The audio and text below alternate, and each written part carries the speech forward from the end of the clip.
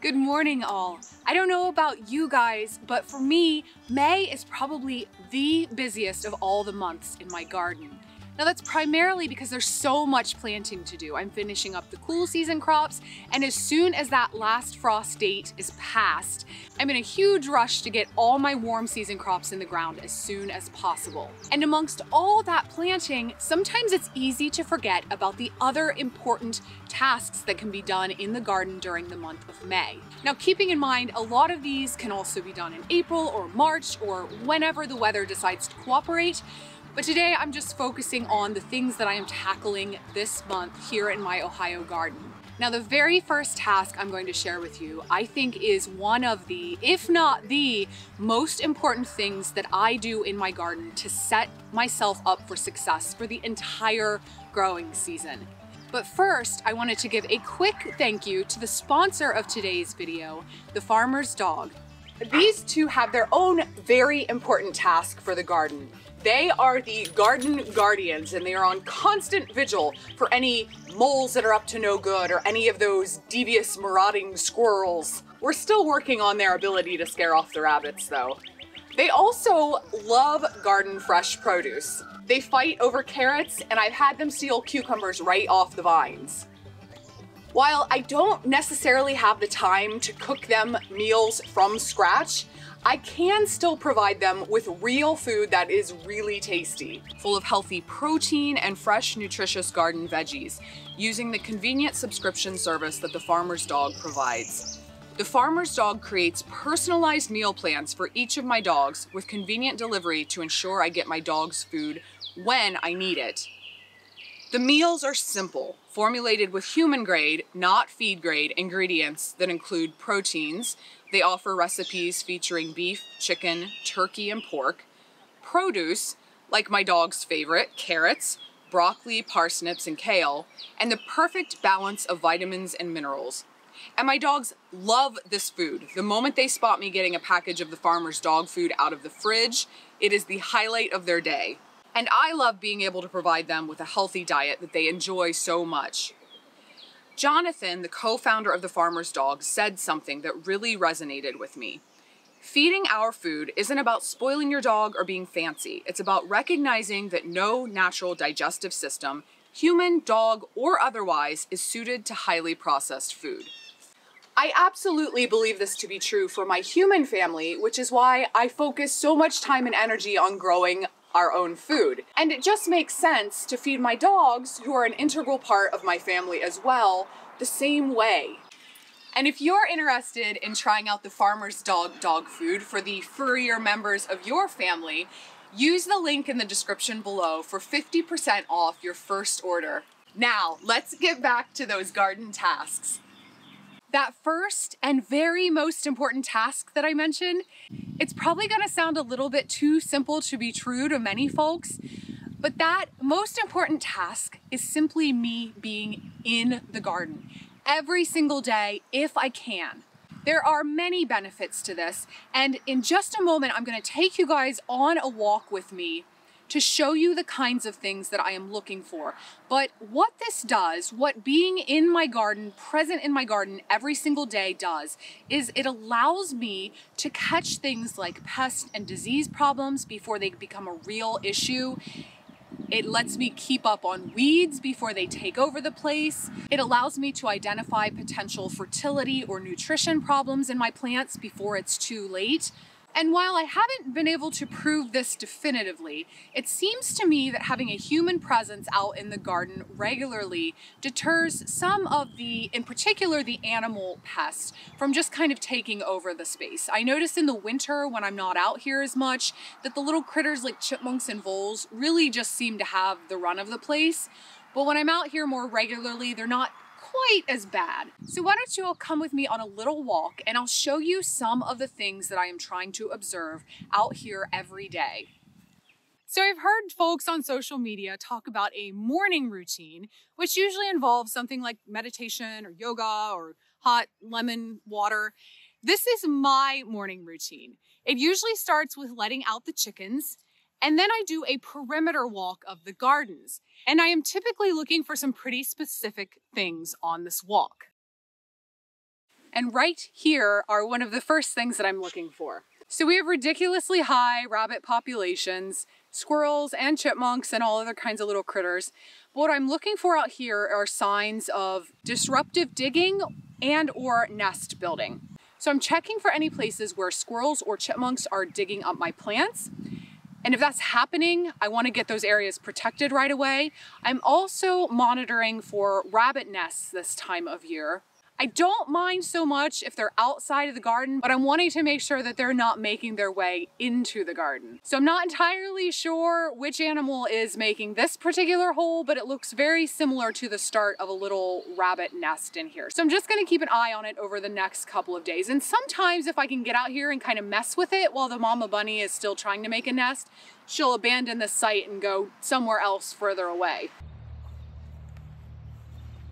I'm also checking that in areas where I did already put up temporary fencing or barriers to the animals, that they're not breaching that barrier. So with something like this temporary fence around these potatoes, I just do a quick perimeter walk and make sure nobody's tunneling underneath or causing any damage to the stuff inside. And of course, I like to check every single day to see if any new plants have popped up overnight.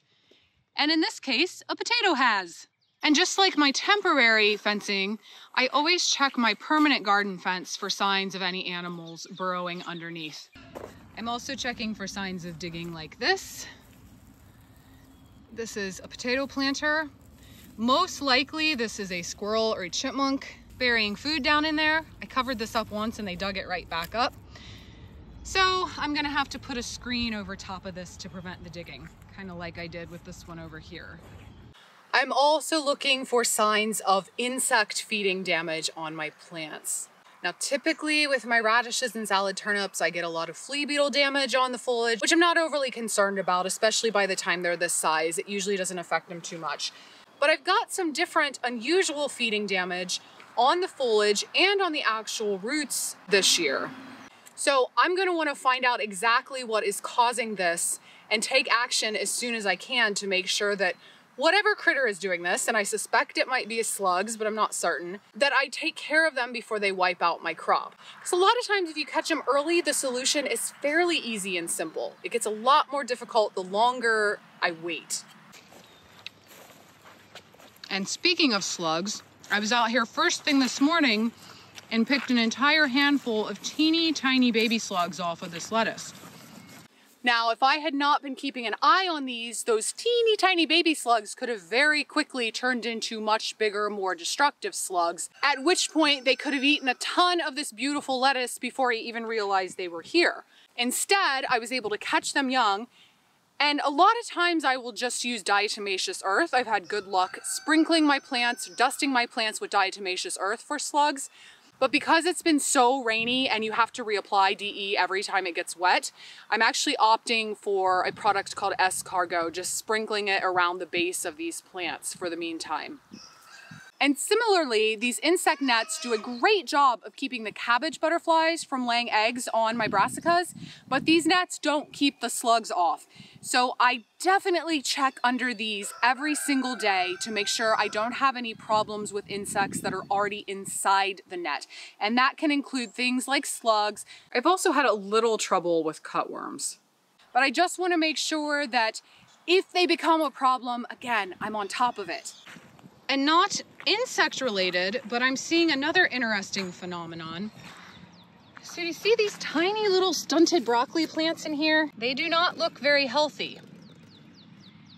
And they're much smaller than any of the other broccoli I have planted, even this one over here, which is the same variety.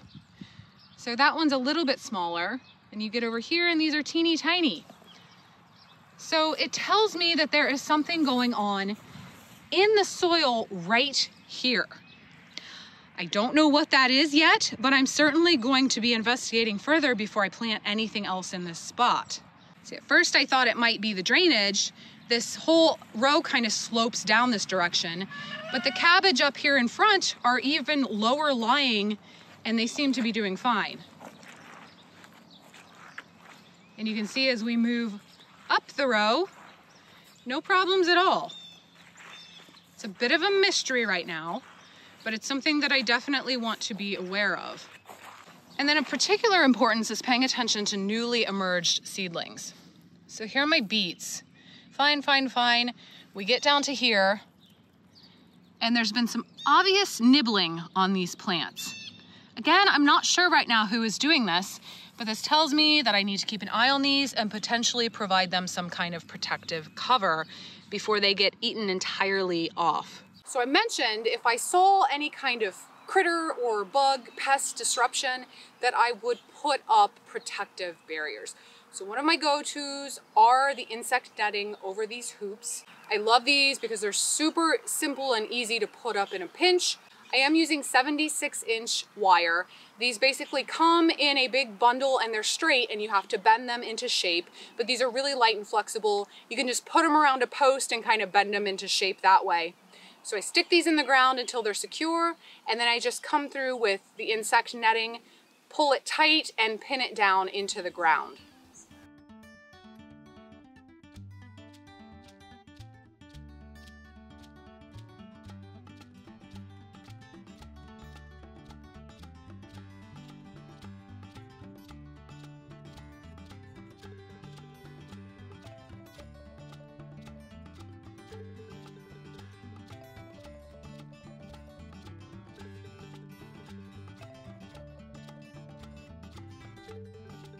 Another barrier that I like to use is this temporary garden fencing. I got this from Menards, and this works really well against rabbits.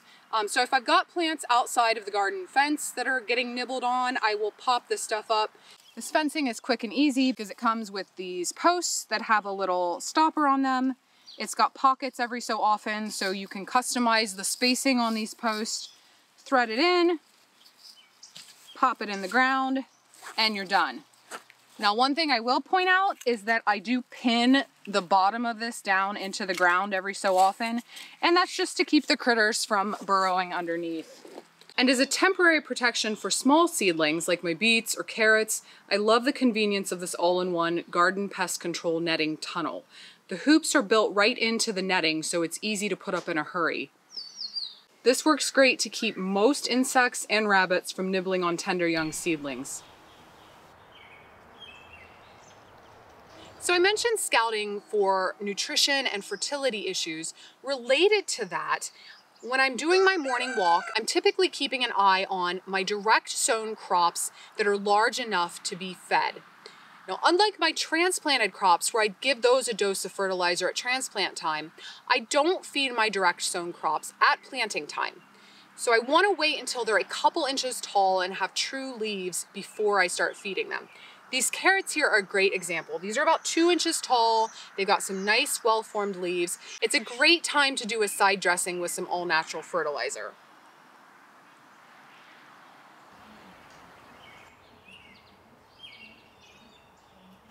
Also with carrots, I'm really terrible at spacing them when I plant. So these guys are at a great stage to be thinned. Now, I may not have time to do all of that stuff when I'm out here walking around, but I've taken to either just bringing a notepad with me, or I'll take notes on my phone as I'm doing a walk.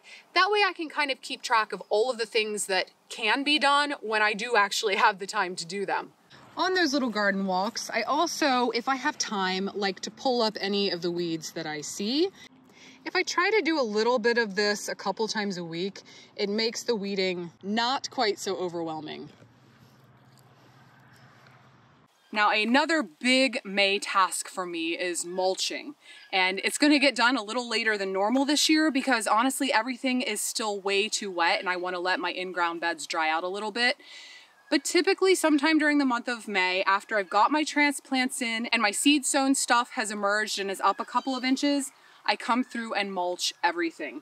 Now, I've mentioned before that my mulch of choice is grass clippings. I will also use chopped up leaves that we save from the fall if I run out of grass. But this has been one of the single best things that I've ever done for my garden, not only because it cuts down drastically on weeding time, but it keeps the soil moist in the summer. And as that grass or leaves breaks down, it's adding nice organic matter to the soil. Now, I do encourage you also to check out my video on all the ways that I naturally suppress weeds in the garden. I will link that video up above. But grass clippings, I'm telling you, are where it's at. Now this is a garden task that can really be done anytime, but I often find myself completing it in May. And that is making sure that all of my support systems are in place. So any kind of trellises or cattle panels, fencing, cages, things like that, making sure that they are in place for all of the plants that need them. So many of you probably know one of my go-to support systems is the cattle panel trellis. And I've shown how I make these in a couple of other videos, but here's just a quick little run through of how easy these are to make if you've got this space for them.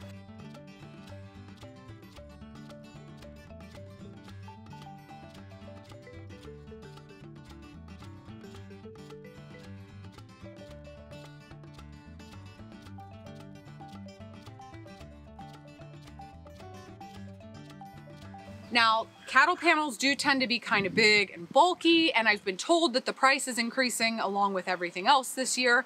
So if you can't get a hold of a cattle panel, you can do something very, very similar with a smaller grade mesh. Even those like rope trellises they sell can be stretched across posts and used to grow things like cucumbers or vining crops. And then very similar to that, I like to also use the cattle panels to create archways. So same materials, same concept, but I'm just driving 4 posts into a roughly square space and pushing my cattle panel in there and creating it into an arch. Now both the trellis and the arch can be done with one person. I have done them before, but it's much, much easier if you've got 2 folks to help with that project. And then of course I'm making sure that I have on hand all of the other supports that I will need. So I use a lot of tomato cages for my smaller determinate tomatoes and my peppers. I make sure that I have as many as I need and that those are ready to go as soon as I put my transplants out. Those can be a major pain to try to get on the plants after they've grown up a little. So I try to make sure to place those as soon as I plant or very, very quickly thereafter. I also find myself using things like little pea fences or trellises. I have a handy little cucumber trellis that just opens into kind of an inverted V shape for smaller vining cucumbers. But again, it's mainly making sure that I have all the supports I need on hand and that they're ready to go as soon as I'm ready to plant. Also in May, if the weather cooperates, is one of the most enjoyable garden tasks, and that is harvesting. Again, depending on what the weather is doing, in May I'm able to harvest a lot of greens, spinach, lettuces, endive, escarole, my early maturing root crops, so radishes and salad turnips, spring onions, rhubarb and asparagus. There's quite a bit to look forward to this month. And a final big task for May is before you can plant, make sure that you harden off those transplants that were started indoors. Now, if you happen to have a greenhouse, a really easy way to harden off plants is just to put your plants out here, open the door and the window, and let them sit for a week or 2. I found that that's sufficient to harden them off for the garden. If you don't, no worries. Just find a slightly sheltered area outdoors. So someplace where they're going to be kind of sheltered from the wind, like the corner of a patio or porch or something like that. And all you want to do is just increase the amount of time that your seedlings spend outdoors over the course of about a week to a week and a half. And to do this, you're going to set them outside the first day just for a couple hours, the next day for a couple hours more, and so on and so forth until at the very end they're spending all day outdoors. Now it's best to start this, if you can, on a relatively overcast day, like a day like today where it's overcast and drizzly would be ideal. If you can't, just make sure that you're not putting them out in full glaring sun and strong wind the very first couple of days. And a related task that I'm always trying to avoid is upgrading seedlings. Now I've gotten it down to the point where I pretty much don't have to upgrade anything except for tomatoes and sometimes peppers. I kept pushing my tomato plant date back later and later. This year I started right at the beginning of April. I used to start in March, but my goal was to not have to upgrade tomato seedlings. Didn't matter, started at the beginning of April, still had to pot these guys up about a week ago. So I've just kind of become resigned to the fact that I'm probably always gonna upgrade tomato seedlings.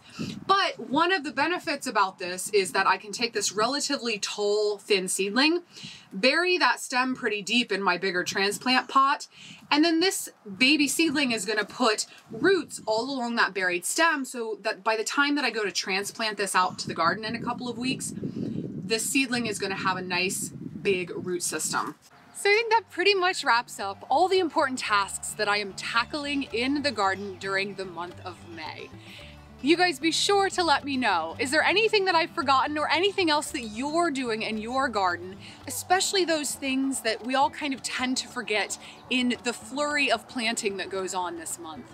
Well, I better get going. My 2 furry garden companions have been waiting patiently for their breakfast of the farmer's dog dog food. And again, if you're interested in getting some of that for your own dogs, use the link in the description below. And if you enjoyed today's video, please consider subscribing to my channel, Growfully with Jenna. Thanks for watching, and I'll see you next time.